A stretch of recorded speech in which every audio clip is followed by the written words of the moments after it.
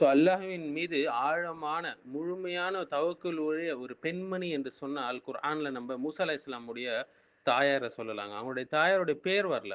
ஆனா அவங்களுடைய செயல், அவங்களுடைய அழகான அந்த பண்பு குர்ஆன்ல வந்திருக்கு. அதுதாங்க அல்லாஹ்வின் மீது அவங்க வைத்த முழுமையான தவக்குல்.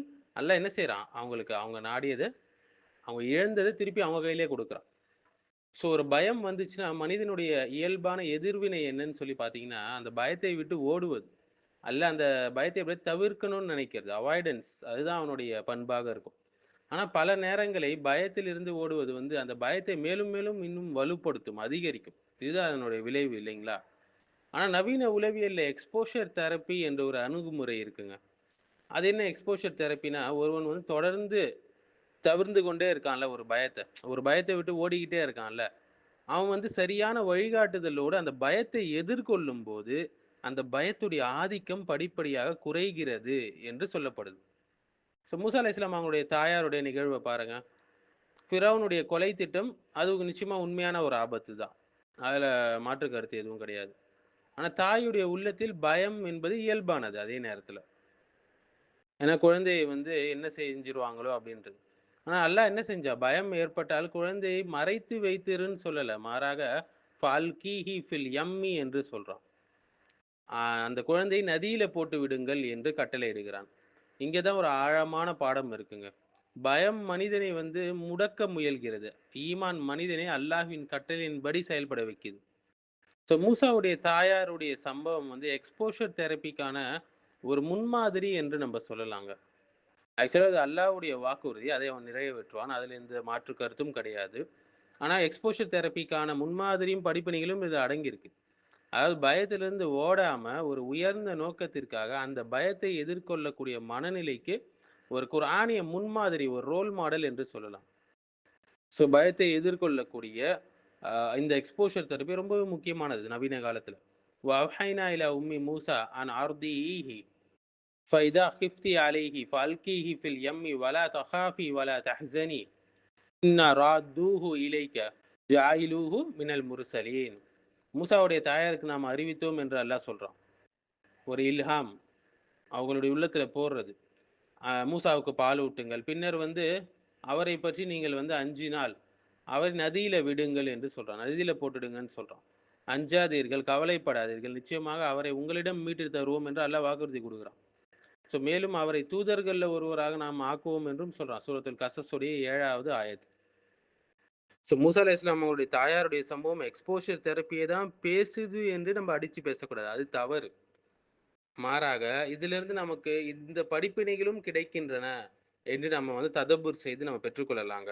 மருத்துவ உளவியல் சிகிச்சை முறைக்கான ஒரு முன்மாதிரி நமக்கு கிடைக்குது என்று செகண்டரி பெனிஃபிட்ஸா அந்த ஆயத்திலிருந்து ததபுர் செஞ்சு நம்ம எடுத்துக்கொள்ளலாம். அது பயத்திலிருந்து ஓடாம அந்த பயத்தை எதிர்கொள்ளுதல் என்ற அடிப்படை உளவியல் கொள்கையில இந்த சம்பவம் வந்து ஒரு சக்தி வாய்ந்த முன்மாதிரி என்று சொல்லலாம். ஃபைதா ஹிஃப்தி அலைஹி ஃபல்கிஹி ஃபில் யம்மின்னு சொல்றான். அவரை பற்றி நீங்க அஞ்சினீங்கன்னா அவரை நதியில விட்டுடுங்க, போட்டுடுங்கன்னு சொல்றான். வலா தஹாஃபி வலா தஹ்சனி. நீங்கள் வந்து அச்சப்பட வேண்டாம், கவலைப்பட வேண்டாம் என்று சொல்றான். ஸோ பயம் இயல்பான ஒரு எதிர்வினை இல்லைங்களா? அதை வந்து அவாய்ட் பண்ண முடியாது. உளவியல்ல மனுஷன் பயப்படும்போது ஒளிந்து கொள்ளுவான். அதை தவிர்க்க நினைப்பான். அதை விட்டு ஓட பார்ப்பான். அதை தள்ளி போட பார்ப்பான்.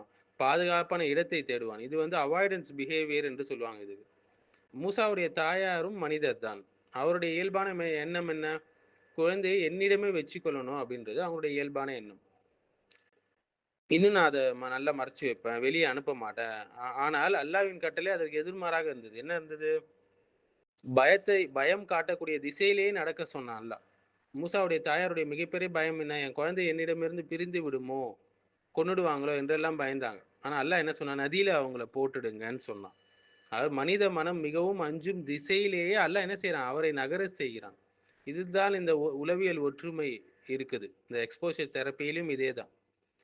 நாய் பயம் இருக்கிறவரை நாயின் படத்தை காட்டுவாங்க அவர்ட்ட. மக்கள் முன் பேச பயப்படுபவரை முன்னாடி நிக்க வச்சு பேச வைப்பாங்க. அதே போல மூசாவுடைய தாயார் பிரிவை பயந்தாங்க. அந்த பிரிவை எதிர்கொள்ள வேண்டிய நிலை வந்தது அவங்களுக்கு.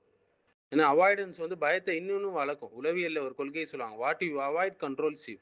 நீ தொடர்ந்து தவிர்க்கக்கூடிய ஒரு விஷயம் தான் உன்னை அதிகமாக கட்டுப்படுத்தும் சொல்லுவாங்க.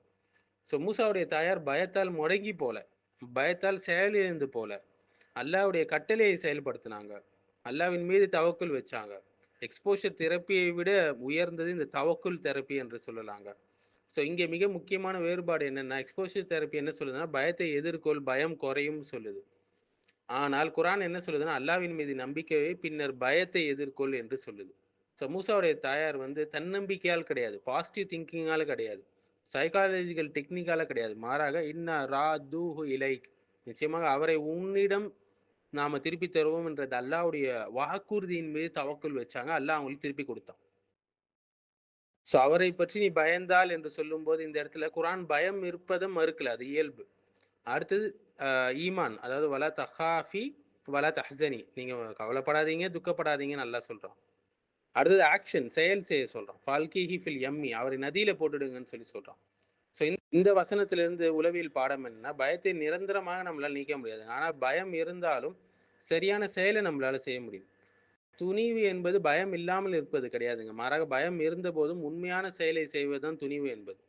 ஸோ மூசா நபியுடைய தாயாருடைய சம்பவம் வந்து எக்ஸ்போஷர் தெரப்பியுடைய நேரடி எடுத்துக்காட்டுன்னு நம்ம பேச முடியாது. ஆனால் பயத்திலிருந்து ஓடாம அல்லாஹ்வுடைய வாக்குறுதியை நம்பி தவக்குல் வச்சு பயம் காட்டக்கூடிய திசையிலேயே உண்மைக்காக செயல்பட்ட ஒரு மகத்தான குர்ஆனிய முன்மாதிரி என்று சொல்லலாம்.